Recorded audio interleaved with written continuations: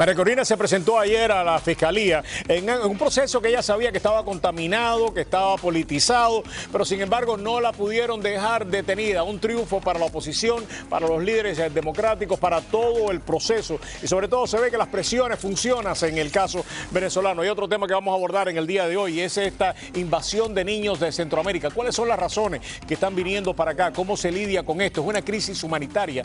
¿Y cómo se puede de alguna manera manejar? Decenas de miles, casi 90.000 van a entrar en Estados Unidos en este año. Y hay algunos que están siendo explotados sexualmente, otros básicamente son vendidos en el tráfico de órganos que sacude al planeta completo, algo realmente horrorizante.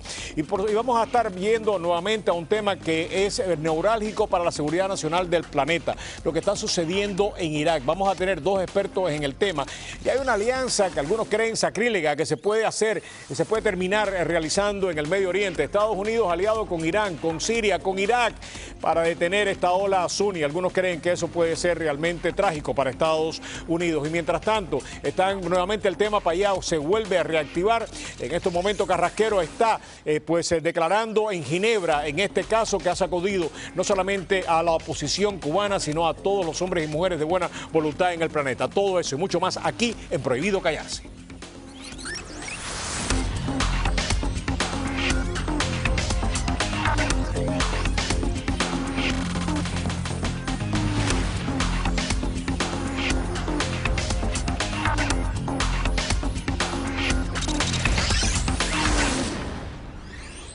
Fue una declaración muy extensa en la cual con toda la tranquilidad hablé con la verdad. Y para mí ha quedado más evidente que nunca que no hay ningún elemento que puedan utilizar para inculparme de delito alguno, porque yo he cumplido y seguiré cumpliendo mi deber como diputada a la Asamblea Nacional de todos los venezolanos.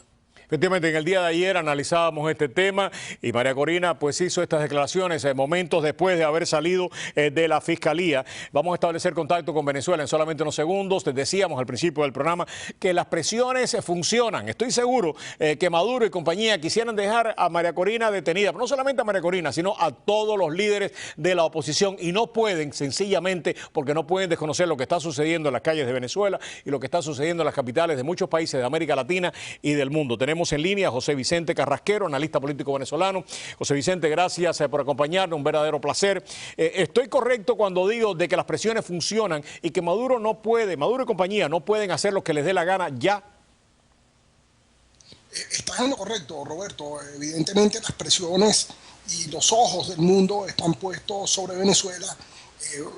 Maduro conversó este fin de semana con Ban Ki-moon, que seguramente le dijo que no estaba bien lo que estaba pasando en Venezuela en términos de represión. La represión está pasando los límites del reconocimiento democrático. El mismo vicepresidente Biden dijo que en Venezuela se observaba un debilitamiento de las instituciones democráticas, y eso ya ha tumbado, ha despedazado la fachada constitucional que este régimen había montado, la fachada democrática que este régimen había montado durante los últimos 15 años. Es evidente para la gente en el mundo que en Venezuela puede haber elecciones, pero que no hay una democracia formal, no hay un respeto a los derechos humanos, no hay un respeto a los derechos de los ciudadanos, y entonces es ahí donde vemos cómo el día de ayer la cuestión con María Corina no pasó más allá de la molestia de estar declarando largamente, no se sabe sobre qué, no le permiten decir sobre qué estaba declarando, pero en todo caso lo que estamos viendo es un montaje que deja al país muy mal parado. Nadie puede explicar en el planeta cómo Venezuela es el único país donde se planifica un magnicidio. Efectivamente, José Vicente, permíteme, una de las cosas que acá analizábamos antes del programa es precisamente de que si la voluntad de los castristas que en estos momentos dirigen Venezuela se hubiera podido imponer, lo más seguro, creo yo, hubiera sido dejar a María Corina detenida. Y digo esto porque durante más de 50 años el régimen castrista ha ignorado las presiones internacionales cuando creen que la supervivencia del régimen está en juego. Detuvieron en la década de los 60 personas como Hugo Mato, después en los 70 pues se hicieron cualquier cantidad de cosas, y ahora recientemente, y vamos a hablar de eso en el programa en solamente unos minutos, asesinaron a varios líderes de la oposición, entre ellos Osvaldo Payá Sardiña, y hasta ahora pues no han tenido que pagar el costo. En Venezuela esa presión sí está funcionando. Vamos a escucharla ya. Permíteme, para que nuestros televidentes escuchen, que compartan esta información, compartir esta información con ellos. Quiero decirle a todos los venezolanos que, consciente del riesgo que representa dar la cara, avanzar en Venezuela, me siento más firme y decidida que nunca, porque vamos a luchar hasta vencer, vamos a conquistar la democracia y la libertad, y va a preservar en Venezuela, en este proceso de transición a la democracia, la justicia y la verdad. Ustedes precisamente palabras de ella minutos después de salir, acompañada de decenas, de cientos, si no miles de sus simpatizantes que estaban siguiendo este proceso desde diferentes partes del país a través de los medios que tenían a su alcance, algunos a través del blog, otros a través de la radio, con las limitaciones que existen. Y tenemos en línea, continúa con nosotros José Vicente Carrasquero, analista político venezolano. José Vicente, ¿qué pasa ahora? ¿Cómo se lidia cuando se amenaza con encarcelar a los líderes? Cuando se les dice cualquier cantidad de cosas por televisión, por radio, en la prensa, y no los pueden encarcelar. ¿Qué pasa ahora?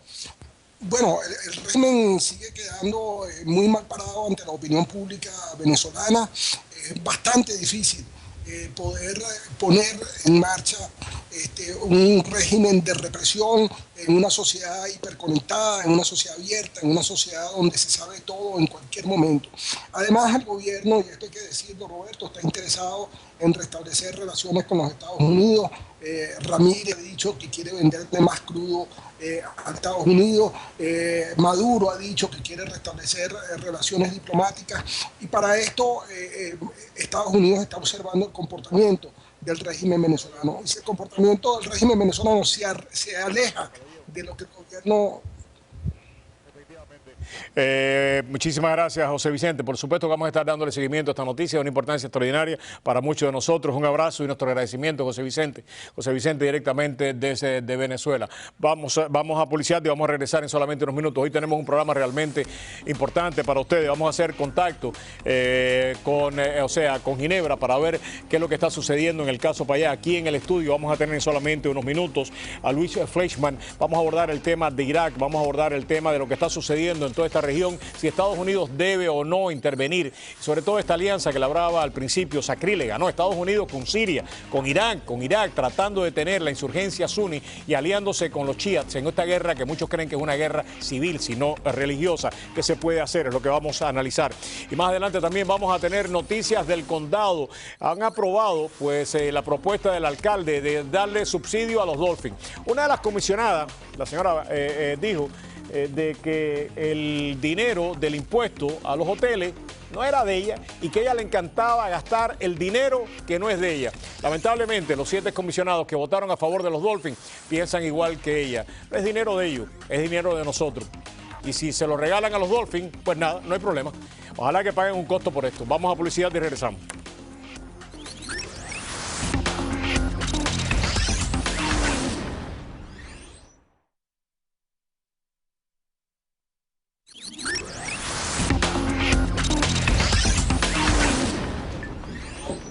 Estados Unidos se enfrenta a una crisis humanitaria sin precedentes por la llegada de decenas de miles de niños indocumentados desde Centroamérica. Está feo la cosa en Honduras, mucha mara, mucha delincuencia, por nada lo quieren matar a uno.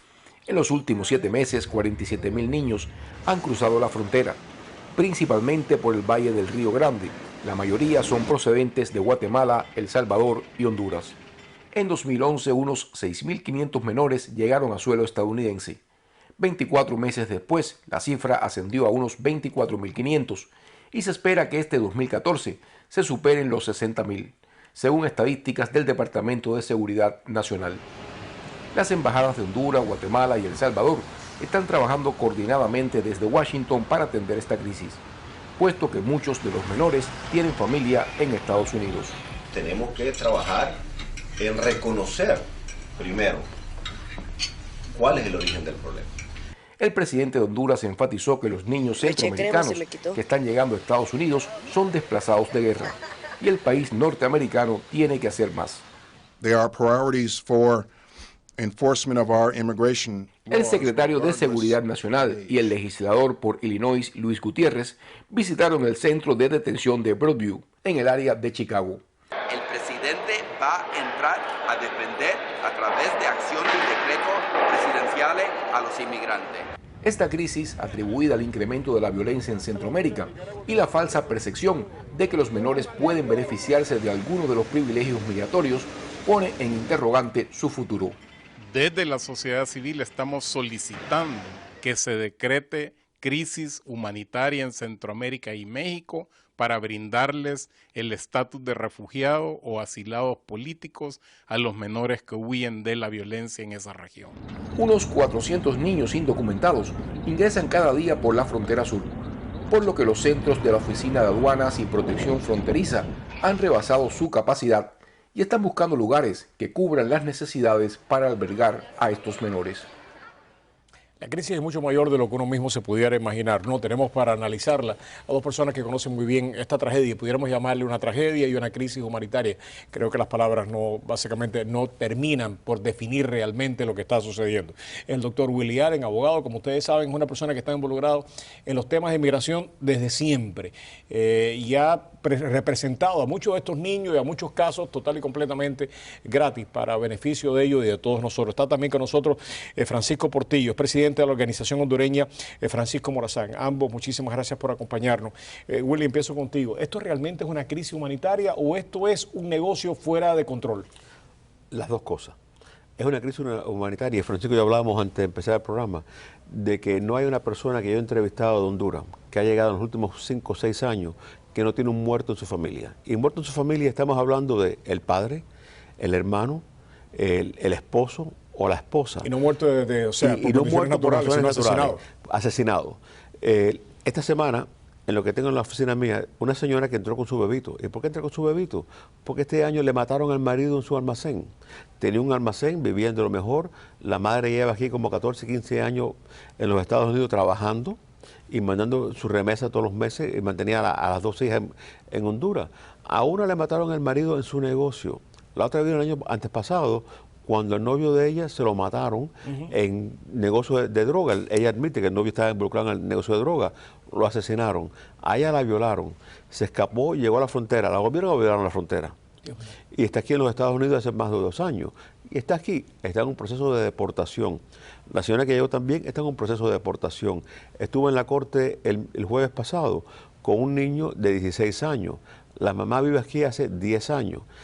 O sea, el niño ha vivido con parientes en Honduras, con la madre en los Estados Unidos por más de 10 años. Y vino para acá ahora. ¿Por qué? Porque la madre pagó al traficante para traerlo. ¿Por qué? Porque tiene 16 años. Ella no tiene una esperanza real en un futuro inmediato de poder legalizarse y traer a su hijo legalmente.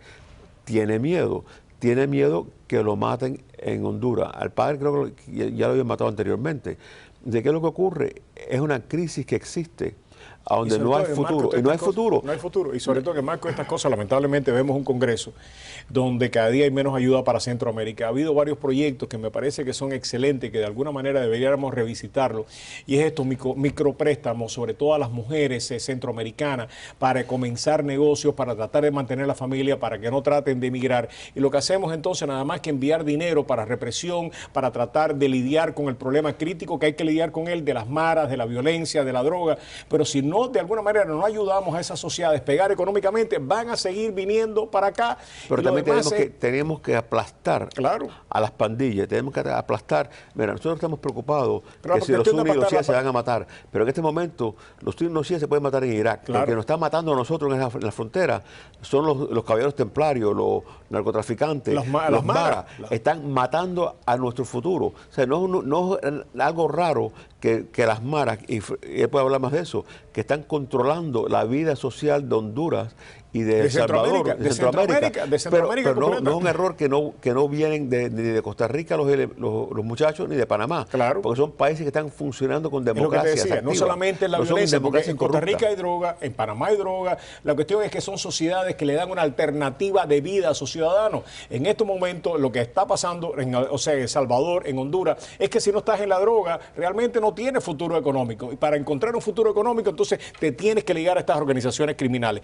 Algo que que, o sea, uno piensa en esto y a veces uno dice, no quiero ni pensar en esto, ¿no? Cuando uno habla de estos niños, no está hablando de niños solamente de 16, 14, está hablando de niños de 4, 5, 7 años. Hablaba con Willy antes del programa y con Francisco. Muchos de estos niños no llegan a sus familiares, pero no saben los nombres de sus padres, se los olvidaron. O sea, los venden en la frontera para cualquier cosa, tráfico sexual, tráfico de órganos. Venden estos niños, le sacan un riñón y lo dejan por ahí tirado. Eso es lo que está sucediendo en nuestra frontera. ¿Es así o no? Sí, realmente es alarmante, ¿no? La situación que se ha presentado, esta emergencia de la llegada de estos niños y realmente la situación que ellos pasan por ese trayecto de México, ¿no? ¿Tú dices que hay niños que no se acuerdan, que no saben dónde están? Que, por ejemplo, los voluntarios que tenemos nosotros en Phoenix, Arizona, nos dicen, Francisco, estos niños no saben los nombres de sus padres. Hay niños de 5 a 7 años que no saben definitivamente el nombre de sus padres. Y realmente es lamentable. Nosotros vemos porque los tiran, o sea, los tiran, no es que los tiran ahí. Pero hay que ver una cosa también bien importante. Los padres también son irresponsables.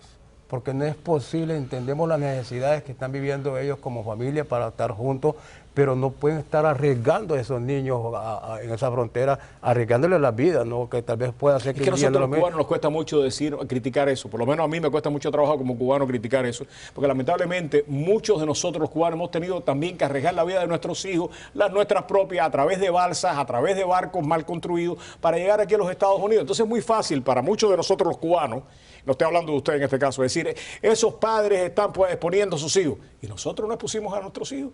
Cuando los sacábamos en una balsa, cuando los sacábamos en un barco que se hundía en la mitad del océano, todavía aquí, gracias a Hermanos al Rescate, que ese reconocimiento todavía no se ha hecho, miles de vidas no se perdieron en el estrecho de la Florida cuando la quise del 94. O sea que yo entiendo también la desesperación de esos padres que ponen a esos hijos, como decía... Bueno, miles de niños vinieron solos.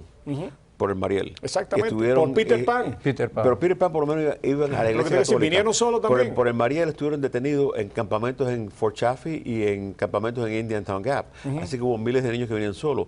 Pero mira, yo estoy de acuerdo con Francisco, los padres tienen responsabilidad también. Y mira, cuando tú hablas que el niño que representé la semana pasada, la madre lleva en los Estados Unidos 10 años, él tiene 6 años. 10 años de su vida crítica, no ha visto a la madre, porque la madre vive aquí ilegal, no tiene TPS, no puede viajar, no puede salir de aquí. Mandaba su remesa anualmente a la tía, a quien estaba cuidando al hijo. Pero llega el momento que eso se convierte también en un peligro. Claro. Porque hablábamos anteriormente, y lo sabe, mira, esto lo puede explicar. Chantajean Esto lo puede explicar mejor que yo. Cuando tú mandas remesas a Honduras, a El Salvador, a Nicaragua, las pandillas, los delincuentes saben quién los identifican y saben cómo chantajearlo, cómo secuestrarlo, cómo robarles a ellos esa remesa. ¿Qué ustedes están haciendo? Sí, los extorsionan realmente y eso es bien preocupante. También hay que ver parte de culpabilidad, también responsabilidad del gobierno nuestro también. Hay que ser realistas, porque ellos saben muy bien en las fronteras de Honduras a Guatemala, ¿por qué está saliendo cantidad de niños? ¿Por qué están saliendo los niños? Exactamente, ¿por qué? Entonces, porque cuando el presidente de Honduras se pregunta, lo primero que tenemos que averiguar son las causas. Dios mío, si ahora en este momento... Él sabe las causas. Él es la causa. Está claro en él es la causa. Él es la causa y toda esa clase, lamentablemente, que rige los destinos de Honduras, Salvador, que están en contubernio con mafias criminales. La acción que tomó el presidente de Honduras cuando se dio cuenta de esta situación, de inmediato pidió intervenir la frontera, porque no lo hizo muy antes cuando estaban saliendo ese montón de niños. Pero es que no basta solamente con intervenir la frontera, lo que hay es que de alguna manera reactivar la economía de estos países. Exactamente. Es darle ayuda a esta gente para que no tengan que salir, porque si yo estoy aquí en Estados Unidos, como dice Willy, yo le estoy mandando a mi hijo $500 allá, y cuando llegan de los 500 le quitan 400, y si no dan los 400 me lo matan, yo digo, ¿para qué voy a seguir mandando $500 para allá? Porque lo que estoy es manteniendo yo a las pandillas criminales. Te gastas 10,000 y lo traes por los Estados Unidos. Y otra parte que es bien importante, que este país se ha descuidado bastante también de Centroamérica. Correcto. No le ha dado la suficiente atención. Eliminando la ayuda. Exactamente, eliminando la ayuda. Yo admiré la ayuda que le dieron a Colombia cuando controlaron el narcotráfico, y ese es el problema que hay en los países de Centroamérica, casualmente en el de Honduras, porque Honduras es el centro, por ahí pasa todo el mundo. ¿Usted sabe por qué lo están dejando tranquilo, mi querido amigo? Porque Venezuela le está dando petróleo gratis. Entonces Venezuela ha estado estabilizando toda esta región con petróleo gratis, y nosotros no tenemos que preocuparnos de esto, nos podemos preocupar de lo que pasa en otras partes del mundo, pero como decía Willy, no de lo que está pasando en México, no de lo que está pasando en Salvador, no de lo que está pasando en Nicaragua. El gobierno americano ha abandonado a Centroamérica y a Sudamérica por más de 14 años. No es el presidente Obama y no fue Bush II. Va casi desde el final de la administración de Clinton al presente. Hemos abandonado a Centroamérica y a Sudamérica. Y estamos ahora cosechando. Pagando las consecuencias de eso. La cosecha nuestra ahora es el abandono que hemos tenido. Y lo que dice Francisco también es la verdad crítica. Los gobiernos de Honduras, de Nicaragua y El Salvador son los culpables por su crisis interna. Claro. La corrupción de ellos. No la ayuda que se le manda, la ayuda que nosotros le hemos mandado como país. A esos países se han robado, se han mal usado. Esos países se mantienen por la remesa de las personas que están limpiando viejos aquí, que están cuidando a los niños aquí, que tienen a sus hijos abandonados en su país, o no abandonados, pero con familiares, para trabajar aquí y cuidar a los niños americanos, mientras los niños de él están perdidos en sus ¿Legalmente países. qué pasa con estos niños, Willy? Mira, estos niños tienen muchos derechos legales. Número uno, cualquier persona que toca la puerta tiene derecho a pedir asilo. Los menores de edad tienen un proceso diferente a ese asilo. Van frente a un oficial de asilo. Pueden estar peleando en el sistema judicial de migración 3, 4, 5, 6 años para quedarse aquí. ¿Pero quién paga por eso? Ellos pagan. ¿Quiénes pagan? En parte los padres pagan porque están pagando los gastos. Pero si el niño no es identificado, vamos a suponer que no encuentran a su padre, ¿qué pasa con ese niño? Si los niños son abandonados y están abandonados en este país, existe un sistema que si el gobierno americano encuentra que son dependientes, que no tienen padres, están abandonados, hay un segundo camino para poder legalizarse. Y la Iglesia Católica, FAIR, que es una acción de un grupo no lucrativo de migración, y muchos abogados sin lucro, incluyendo un juez retirado que trabaja conmigo, los representan de gratis y los pueden legalizar a un largo plazo en los Estados Unidos. ¿Qué te iba a decir, pero que le interrumpí, Francisco? Sí, nosotros estamos haciendo una campaña bien importante a través de nuestros voluntarios, ¿no? En estos centros de detención donde se están tomando las fotos de los niños, ¿no? Que no conocen a sus padres, para hacer la campaña fuerte en Honduras, a ver qué padre o también aquí lo reconoce, ¿no? Lo reconoce, y es un esfuerzo muy grande porque realmente es duro, ¿no? Díganos en qué podemos ayudar, porque yo creo que todos tenemos que ayudar. Efectivamente, entonces yo pienso que también que la situación de estos niños, hay un tratado internacional también, ¿no? De estos niños que no pueden ser deportados, ¿no? Deportados porque solo tal vez aquellos países que tienen fronteras, sí, como el caso de México, ¿no? Como el caso de México. ¿Cómo es esto? Sí. Porque yo leí algo de eso y no lo entendí muy bien, Willy. Mira, si tú eres mexicano y te paran en la frontera, te pueden devolver ese mismo día. Pero si tú eres de Honduras o de El Salvador, antes de deportarte, tienen que notificar a tu país. Y si eres menor de edad, tienen que encontrar a tus padres en tu país o tienen que tener tu país que te reciba. ¿Qué es lo que ocurre? Mira, muchos hondureños jóvenes de 20, 21, 22 años que van a ser deportados, primero son concentrados en un lugar, sea Pensilvania o sea la Florida, y cuando tienen un vuelo lleno los devuelven a Honduras, porque desde la frontera no pueden devolverlos a México para que regresen a Honduras, tienen que devolverlos directamente a Honduras. Wow, una crisis seria. Dígame. Sí, casualmente la semana pasada el presidente Juan Orlando Hernández visitó Washington, ¿no? Sobre el mismo tema y él pues le solicitó al gobierno de Estados Unidos que estos niños sean tomados como desplazados de guerra, ¿no? A raíz de los problemas que están viviendo nuestros países, de la inseguridad, ¿no? De la inseguridad y de los problemas que están en el narcotráfico.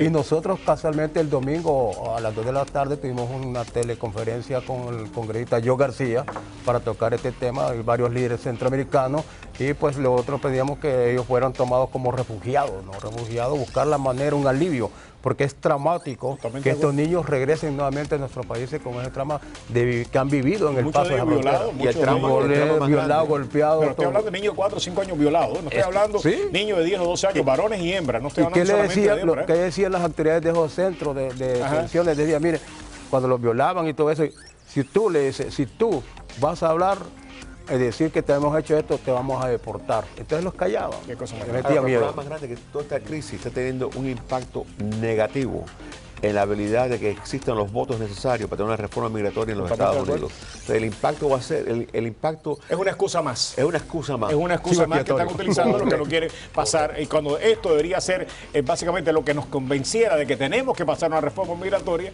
los que no la quieren la están utilizando como excusa. Gracias, Willy. Muchísimas gracias, Francisco. Y vamos a seguir con este tema. Mañana vamos a seguir con este tema y cuantas veces sea necesario. Willy nos hablaba de que más de una ocasión ha tratado de alguna manera motivarlos a ustedes, a mí, a ustedes, a los periodistas, a todo el mundo, para que nos interesemos en este tema. Y lamentablemente hemos estado mirando para otro lado. Hemos estado mirando para Irak, miramos para, no sé, para la Patagonia, pero no miramos a nuestra frontera ni a nuestros niños que los están cogiendo, repito, básicamente como mercancía, y lo venden para lo que sea, o para quitarle los ojos y venderlo, las córneas, o para quitarle un riñón y venderlo, o para ponerlo con 6 o 7 años en burdeles, 6 o 7 años en burdeles a prostituirse. Si esto no es una crisis humanitaria, que venga Dios la vea. Gracias, Willy. Muchas gracias a Francisco. Vamos a publicidad y regresamos.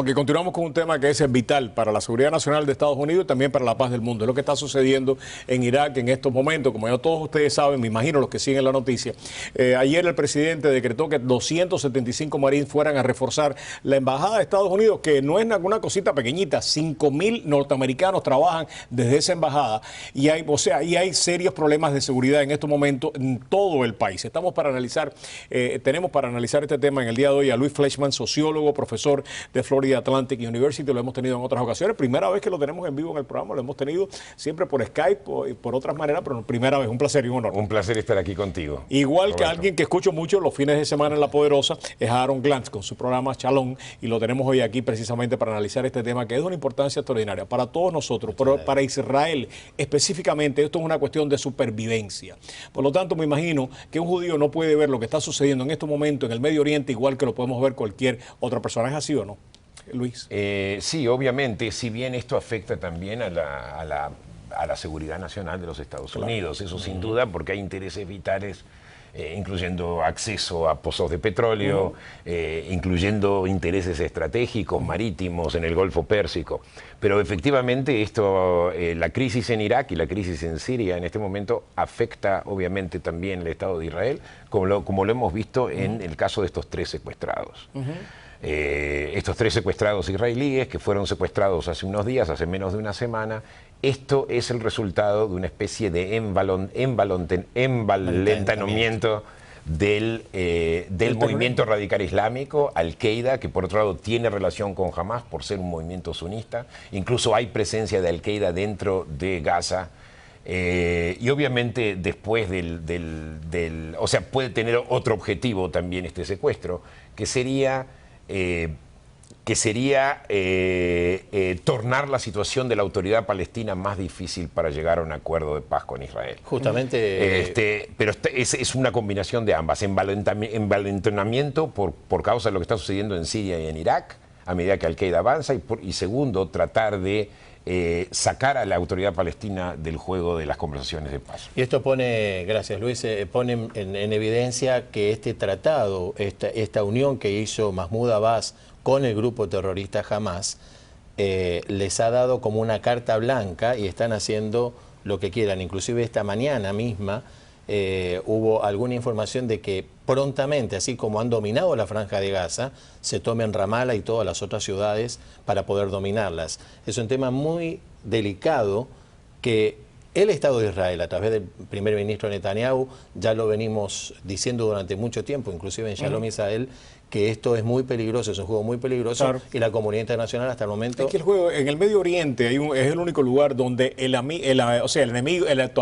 de tu enemigo termina siendo tu enemigo también. Es un tema muy complicado. Porque Israel... todo de Irán, Claro, pero Israel precisamente para enfrentar a Irán ha estado haciendo alianzas con otros países suní del área, entre ellos Arabia Saudita. Sin embargo, Arabia Saudita es la que está mandando el dinero para todos estos movimientos suní radicales. Y podemos ver una alianza realmente rara. Rectifíqueme si estoy equivocado. Estados Unidos aliado con Siria, aliado con Irak, aliado con Irán, para tratar de contener a este movimiento suní. Israel, por su parte, para contener a estos radicales, aliado con Arabia Saudita y aliado con otros países suníes de la región. Esto realmente para mí es incomprensible, pero es la realidad que se está viviendo en estos momentos, creo yo, en el Medio Oriente, ¿no? Sí, obviamente esas son cosas que pasan. Yo pienso que a la larga todo se va a disipar, pero quiero explicar también cómo se llega a esto y algunas críticas, especialmente a aquellos que en este momento están abogando por una alianza con Irán en contra de la expansión del movimiento sunita. Y tirios y troyanos, demócratas y republicanos. Exactamente. O sea, que el senador Lindsey Graham haya dicho ello a mí me sorprendió muchísimo, debido a que Lindsey Graham es una persona muy consciente en temas de seguridad nacional. Pero de hecho Irán es parte del problema, porque... como te lo estaba diciendo antes de que este programa se empiece a emitir, la posibilidad de llegar a un acuerdo entre chiitas, sunitas y kurdos dentro de Irak eran bastante altas. Recordemos que la guerra de Irak se soluciona gracias a la cooperación de las tribus sunitas y también de las tribus chiitas, y de esa forma rechazaron el radicalismo y llegaron más o menos a un modus vivendi.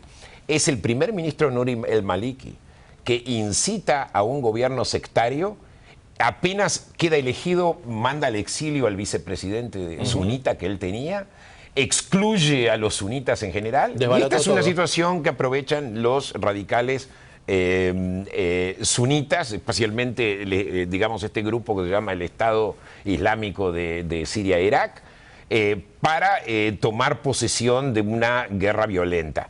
Entonces, Irán es el culpable, porque la alianza de Maliki fue con Irán para crear un gobierno sectario en Irak. En mi opinión, si se establece en este momento un diálogo con Irán para controlar la situación en Irak... Mi querido Luis, ya Irán está en estos momentos combatiendo en territorio iraquí. Y que sigan combatiendo. Claro, eso no es le están combatiendo, ya son aliados. Y ya, también no en territorio sirio, claro, mediante Hezbollah. Claro, pero la cuestión es dónde entra Estados Unidos. Si Estados Unidos en este momento piensa que pidámosle un favorcito a Irán, todo el tema nuclear, tema de las sanciones, eso es lo que termina en un desastre y ahí empieza la proliferación nuclear. ¿Qué es lo que hace Israel?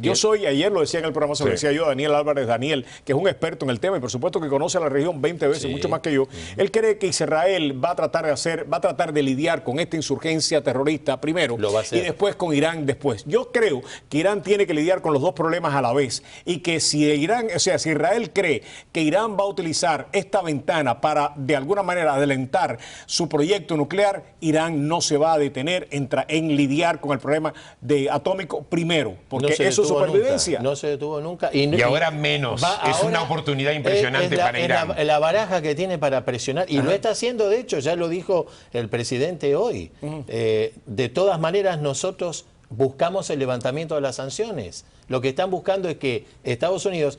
Gran Bretaña va a volver a abrir su embajada en los próximos días en Bagdad. Es decir, es parte de todo este eje que viene denunciando Netanyahu hace mucho tiempo. Y se lo viene diciendo Estados Unidos y se lo dijo en las varias ocasiones. ¿Qué hace entonces? ¿Cuál es la solución para Estados Unidos para lidiar con esta insurgencia suní que realmente pone en peligro la seguridad nacional de Estados Unidos? Y eso es una realidad muy verdadera para acá, pero también a toda la región. ¿Qué se hace, Luis? Bueno, en este momento vamos a decir a ver qué está dispuesto a hacer Obama. Ahora, hace unas 3 horas, creo, salió un informe de que estaban dispuestos a mandar fuerzas especiales para detener el avance de estos grupos terroristas sunitas.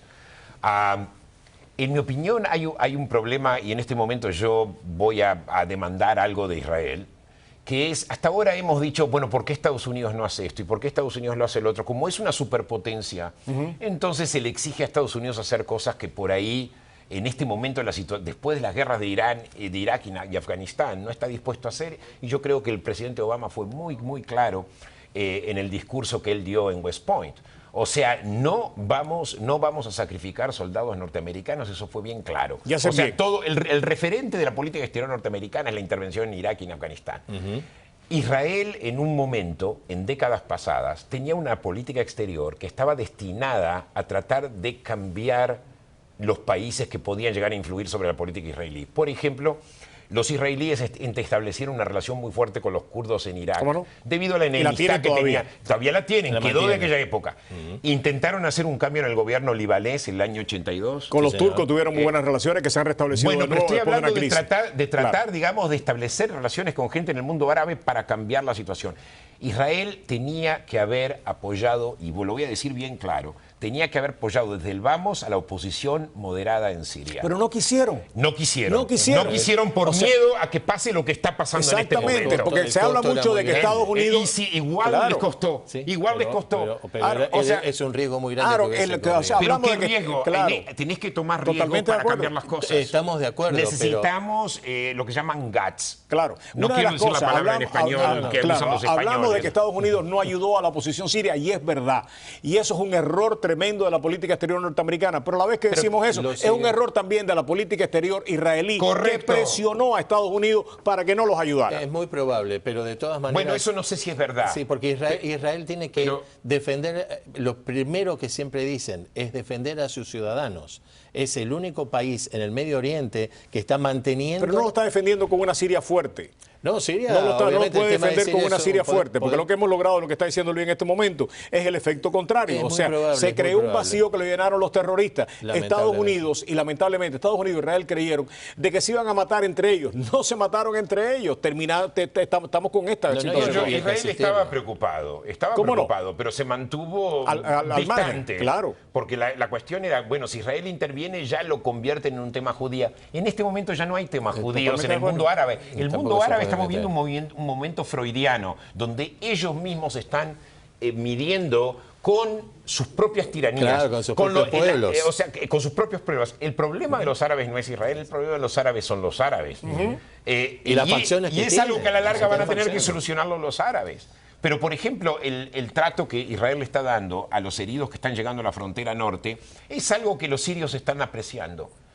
Por eso hubiesen apreciado también que se los ayude militarmente a ganar a la posición. Y hubiéramos tenido un aliado, ¿no? Hubiéramos tenido un aliado. Mantenido. Totalmente. O sea, aquellos que opinan que los árabes son de una forma y no pueden ser de otra, están totalmente equivocados. Y yo creo que si Israel hubiera intervenido en la cuestión de Siria para de alguna manera ayudar a esa oposición moderada, hubiera terminado resolviendo el problema también del Líbano. Hezbollah es dependiente completamente de Siria y hubiéramos lidiado con dos problemas estoy a la totalmente vez. de acuerdo, pero incluso si no hubiese tenido éxito, lo tenía que haber hecho igual, porque de alguna forma es una asociación delicada y hay que tomar riesgos. ¿Qué se hace en estos momentos? ¿Qué tiene que hacer Estados Unidos? Por lo menos Estados Unidos, no Israel, porque Israel ahora, el único problema que tiene Israel ahora en este momento es Irán. No es la insurgencia. Correcto. La insurgencia es un problema de Arabia Saudita, es un problema de Irak, es un problema, pero el problema de Israel sí sigue siendo Irán. Estados Unidos tiene que tratar de negociar de alguna forma sin la intervención militar. Es decir, más allá del apoyo y la conjunción de responsabilidades que tiene, porque tiene más de 5.000 personas allí, han quedado edificios, han quedado grupos que están defendiendo lo poquito que quedó en Irak. Lo tiene que seguir manteniendo, lo tiene que seguir sosteniendo. Y tiene que negociar de alguna forma para que no cueste vidas y tratar de lograr un equilibrio. Lástima que está el Maliki en ¿Qué es lo que tú sugieres? Lo que yo sugiero en este momento es que Estados Unidos tiene que tomar la decisión de ayudar a Maliki en este momento a restaurar el orden, o sea, combatir sin necesidad de poner demasiadas tropas y a la vez... negociar con ellos. Pero a la vez imponerle la condición a Maliki. Nosotros te vamos a ayudar a restaurar orden en tu país, pero vas a tener que comenzar una política de inclusión. Y se dice que no, ¿qué hace? Y se dice que no, dejarlo tranquilo y que vuelva a tener esa insurgencia, porque al decir que no si Maliki continúa haciendo lo que dice, muy pronto la insurgencia se va a regenerar, como se regenera en la piel de la víbora. Estoy totalmente de acuerdo contigo. Si dice que no, que sea el problema entonces de Arabia Saudita, que sea el problema entonces de Jordania, que sea el problema de los Emiratos Árabes y que termine resolviendo el problema entre ellos. Porque si nosotros terminamos ayudando a Maliki a mantenerse en el poder, lo que no solamente vamos a fortalecer a Assad en Siria, vamos a fortalecer a los iraníes, sino vamos a ser percibidos en la región como que nosotros optamos por apoyar el radicalismo chiita en contra de los sunnitas. Me parece que eso es lo peor que nos puede pasar a nosotros como país. Totalmente, Roberto, totalmente. Ese es el point. Exactamente. Muchísimas gracias. Siempre es un placer tener gente como ustedes en el programa. Tienen que regresar. Muchas gracias, Luis. Muchas gracias, Aaron. El programa todos los domingos a las 12. A las 12, Poderosa 6. La Poderosa. Que quiero felicitar a Jorge y a todos ustedes. Están haciendo una labor tremenda con unos ratings espectaculares. Así que muchas felicidades. Se lo vamos a decir a Jorge. Como que no, muchas gracias. Un abrazo. Vamos a publicidad. Regresamos aquí en solamente unos segundos en Prohibido Callarse.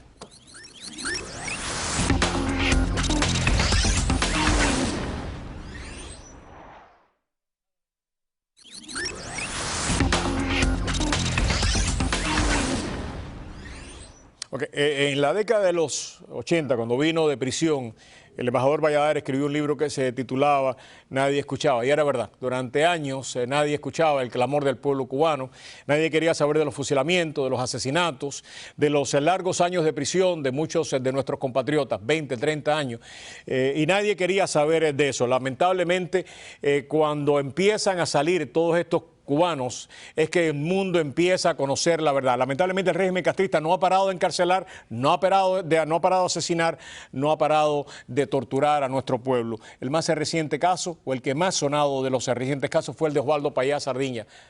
Hoy precisamente en Ginebra, una persona que estaba en el auto con él en el momento en que sucedió pues este asesinato, lo ha declarado así. Tenemos en la línea Ángel Carromero en Ginebra. En estos momentos acaba de utilizar 2 horas de una sesión de un panel conformado, ensamblado en Ginebra para denunciar este caso. Ángel, gracias por acompañarnos, un verdadero honor, un placer.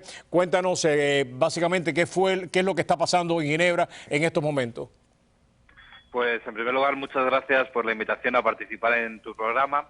Ahora mismo en Ginebra estamos denunciando la violación sistemática de los derechos humanos por parte de la dictadura comunista cubana y la dictadura venezolana. Y en particular todo lo que ocurrió hace ahora ya casi 2 años con la muerte de Osvaldo Payá y Harold Cepero. Ya, ¿cuál fue la reacción del público y cómo fue que te pudiste, o sea, cómo llegaste ahí? ¿Cuál fue la reacción del público? ¿Qué es lo que te preguntaban? Hemos participado gracias a una organización no gubernamental, UN Watch, que nos ha permitido organizar este evento dentro de la ONU. El público ha sido muy receptivo, nos han aplaudido a los venezolanos, a nosotros, y a los que les ha molestado un poco nuestra intervención, pues lógicamente era el embajador venezolano y al embajador cubano, que se han levantado airados y han dejado la sala, ¿no? Ángel, la verdad es que como... Sí. ¿Qué fue lo que pasó ese día? Hace casi 2 años, Ajá, yo ¿qué fue lo había que pasó? viajado a Cuba a ayudar a la disidencia y, como todo el mundo sabe, Osvaldo era perseguido, era seguido constantemente, ya había tenido atentados contra su vida y a nosotros nos siguieron en el trayecto desde La Habana hasta Santiago de Cuba y nos impactaron el coche y nos sacaron de la carretera. Una vez que eso ocurrió, pues acabaron con la vida de los 2 disidentes cubanos y los 2 europeos, que estábamos completamente ilesos, pues nos vieron forzados a toda la situación que ya se conoce. A mí a un juicio farsa, al sueco a una rueda de prensa en la que enaltecía el sistema cubano, en fin. Ángel, los informes que nos llegan a nosotros es que los 2 sobreviven al accidente y que los 2 son asesinados posteriormente. Claro, aquí hay una cosa muy clara. La versión cubana dice que nos dimos contra un árbol. Yo no me di contra ningún árbol. Para nada, eso es absurdo. Decían que íbamos muy rápido. Quien haya estado dentro de La Habana, dentro de Cuba, sabe que las carreteras del interior de la isla no es que tengan baches, es que tienen agujeros. Aunque tú quieras ir rápido, no puedes. Además, Osvaldo nunca me lo hubiera permitido. Y qué cosa más rara que los 2 europeos salimos completamente ilesos y los 2 cubanos mueren. Pues hombre, eso no es nada creíble, no se lo creen ni ellos mismos. ¿Tú viste a Osvaldo con vida? ¿Tú los viste a ellos con vida? A mí me sacaron el primero del coche, me sacaron caminando en una furgoneta con puerta corrediza, que no es que la tuvieran cualquier persona allí en Cuba. Esa furgoneta estaba esperándonos en ese punto mismo, porque si no, ese tipo de coche no circula por el interior de la isla. Por el interior de la isla circulan carromatos, burros, caballos, bicicletas, este tipo de cosas. Todo fue un montaje y bueno, pues el tiempo descubrirá lo que realmente pasó. Una de las versiones que nosotros tenemos es que también Osvaldo no solamente llega vivo, sino que algunas personas lo ven vivo, además de lo que tú estás narrando, y que estas personas sufren también represión. De alguna manera, después de esta odisea tuya, ¿has podido tú averiguar más de lo que sucedió ese día?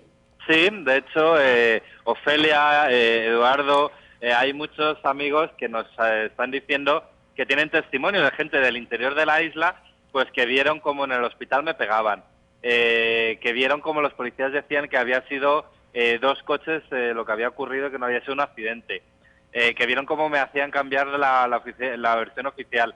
Hay testimonios dentro de la isla, pero claro, la problemática que tenemos es que la gente que está dentro de la isla, como no es libre para hablar, hasta que no salen de allí no se puede conocer internacionalmente sus testimonios. ¿Por qué, ahora no me acuerdo el nombre del compañero tuyo sueco que iba contigo, Aaron. ¿por qué él no ha hablado?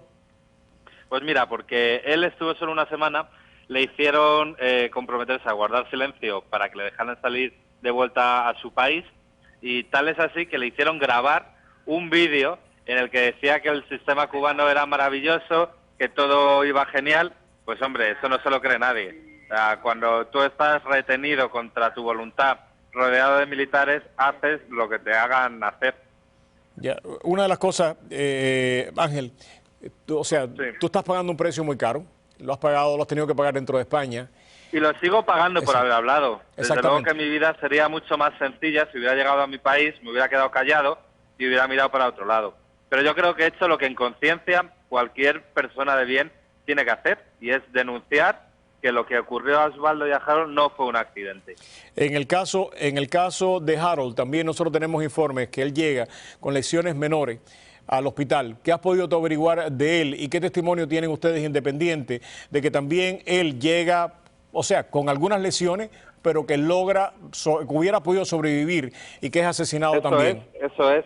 Nos cuentan que una de las enfermeras le dijo al doctor, oye, hay que ayudarle tal, y el doctor dijo, no, dejadle, no le hagáis nada, que se muera, que es un terrorista. Lo que nos llega a las fuentes que me informan a mí es que a Harold le dejaron morir. Ya. En una casa. Bueno, una de las cosas que uno se pregunta también es si ahora el mundo está escuchando, Ángel, tú estás asumiendo, como decía hace solamente unos segundos, la responsabilidad de la denuncia y el costo de denunciar esto. Te hubiera sido mucho más cómodo no haberte quedado en España. Estoy seguro que aún dentro de tu propio partido se te hubiera aconsejado que te quedaras callado, que no formaras lío, como decimos nosotros los cubanos. Sin embargo, has asumido la responsabilidad. Pero en conciencia no podía hacer otra cosa. Dentro de España, los partidos políticos, el PP, el PSOE, ¿cuál es la posición de ellos en este tema? El Partido Socialista es muy cauto, ellos saben la verdad, pero bueno, son cautos en sus opiniones. El Partido Popular me apoya, mi partido me apoya, el Partido Popular en Madrid, Esperanza Aguirre, María Dolores de Cospedal, el partido UPyD también me apoya, CiU, PNV, la mayoría del arco político sabe la realidad y apoya este mensaje. Otra cosa ya es el posicionamiento del gobierno, que claro, está entre la espada y la pared, porque el gobierno, para traerme de vuelta a casa, tuvo que asumir cosas, en fin, ya lo reconoció el ministro de Exteriores español en el Parlamento español. En una comisión de asuntos europeos reconoció que Cuba había exigido un precio político por mí, lo que no tiene sentido con la propia versión cubana. Porque si para Cuba esto fue un accidente, ¿por qué tienen que exigirle a España un pago político por retornarme a mi país? Totalmente de acuerdo. Pues la realidad va a haber consecuencias para el régimen castrista, además de la que hemos visto hasta ahora. Va a haber consecuencias para ellos. Van a terminar pagando, van a terminar la comunidad internacional reconociendo de que esto no fue un accidente, sino que fue un asesinato, y el régimen castrista tendrá que pagar las consecuencias de este asesinato. Yo lo espero. Aquí hay que ser cautos, hay que ser pacientes. Lo que tenemos que hacer es seguir manteniendo la presión internacional para que el régimen cada vez se vea más acorralado y se vea sin salida. Pero si no mantenemos la presión internacional, desde luego que van a quedar impunes. No solo este crimen, sino todos los que a lo largo de esta revolución comunista se han cometido. Ángel, muchísimas gracias desde acá. Y ahora no te hablo como periodista, te hablo como cubano. Gracias por el valor que estás demostrando, por estos testimonios. Muchísimas gracias. Muchas gracias por darnos voz. Y queremos agradecer también al directorio democrático por haber hecho esta gestión, por estar allí contigo, a Yanisset Rivero, por la ayuda que nos ha brindado. Gracias a ellos estoy aquí, sí. Cómo no, le das nuestro agradecimiento y nuestro abrazo y nuestro saludo también a ellos. Gracias. De acuerdo, gracias. Ángel Carromero, en este momento tan importante, ¿no? Porque si un crimen no debe quedar impune, entre los muchos que han quedado impunes, es este que se cometió a plena luz del día, y son ya pues varios los testigos que dicen los dos salieron, Harold y Osvaldo salieron con vida, ambos fueron asesinados en el hospital. Algún día se sabrá toda la verdad. Vamos a publicidad y regresamos en solamente unos segundos aquí en Prohibido Callarse.